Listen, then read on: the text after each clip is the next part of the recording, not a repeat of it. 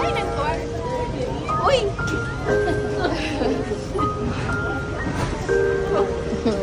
Ate Jel!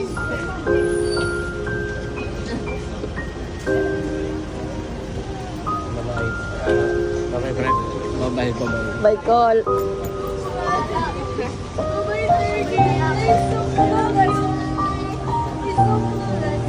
Bye, call.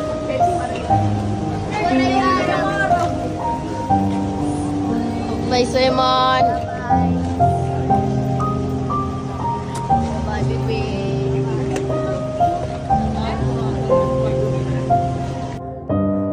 Ito na yata ang pinakamahirap na desisyon na gagawin namin mag-asawa sa buhay namin.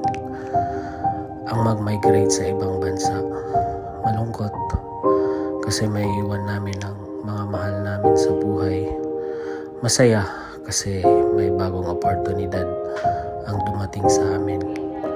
Kina Mama and Papa, since day one, nandyan kayo, nakaalalay at nakasuporta sa aming mag-asawa.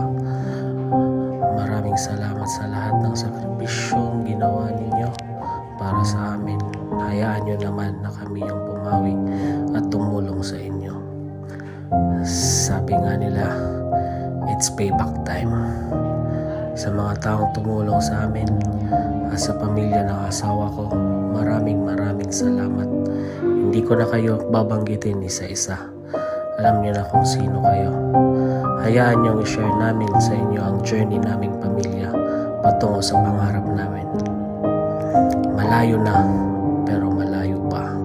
Hello mga Garon. At natapos na rin yung drama natin kanina.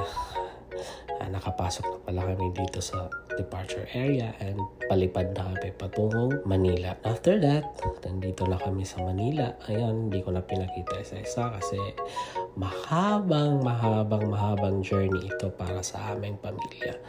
So nagstay lang muna kami ng 1 day dito sa Manila kasi bukas pa yung flight namin. Dito kami nagstay sa hotel. At hindi kami nag-expect na maganda pala yung hotel na ibubuk ng uncle namin. Siyempre, siya yung nag-sponsor nito sa amin. And thank you so much.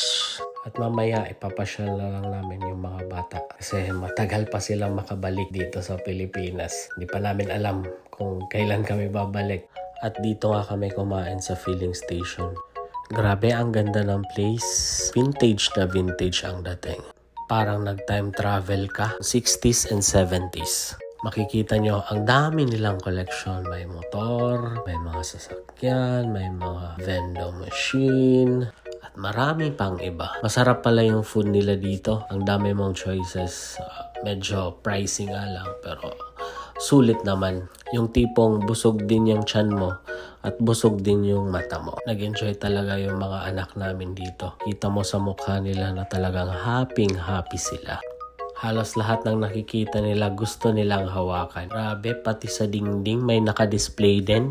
Kung pumunta kayo dito sa Manila, don't forget to visit this place. Mas masaya pag kasama ninyo yung family, relatives, or friends ninyo.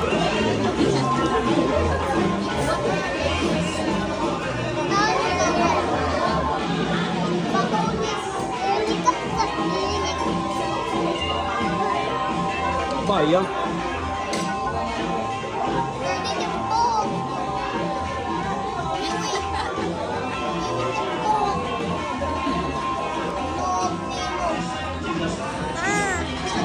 Kinabukasan, dumiretso na kami sa airport. Kahit 11 PM pa yung flight namin, dito na lang kami mag-stay at maghihintay.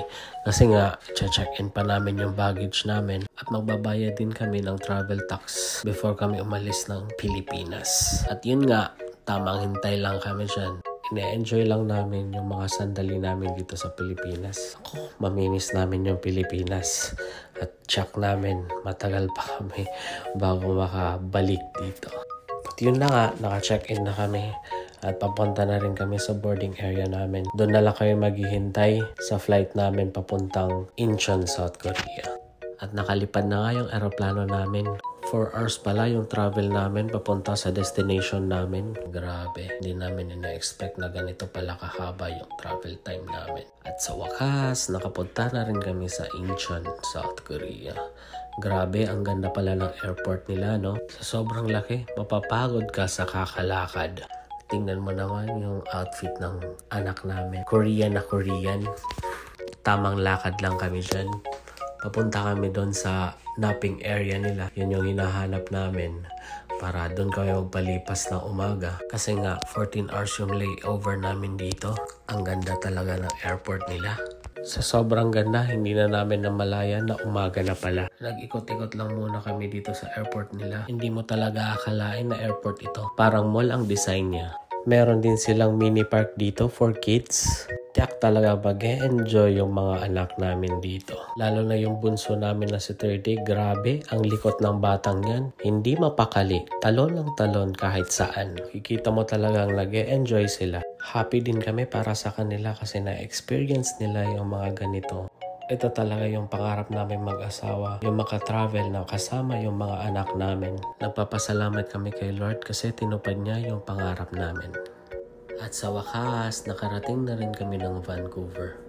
10 hours pala yung naging flight namin papunta rito. Grabe, pagod na kami dito. Hindi mo lang makikita sa mukha namin.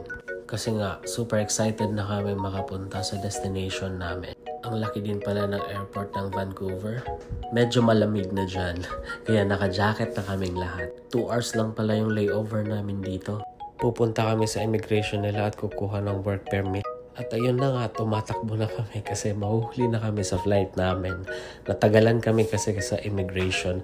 Ang dami kasing tanong nila sa amin. At medyo mahaba yung pila. Kaya muntik na kaming maiwan sa flight namin. At buti na lang nakaabot kami. At dito ko lang muna tatapusin yung journey namin patungo sa pangarap namin. Abangan nyo po yung part 2. Maraming salamat po. Bye!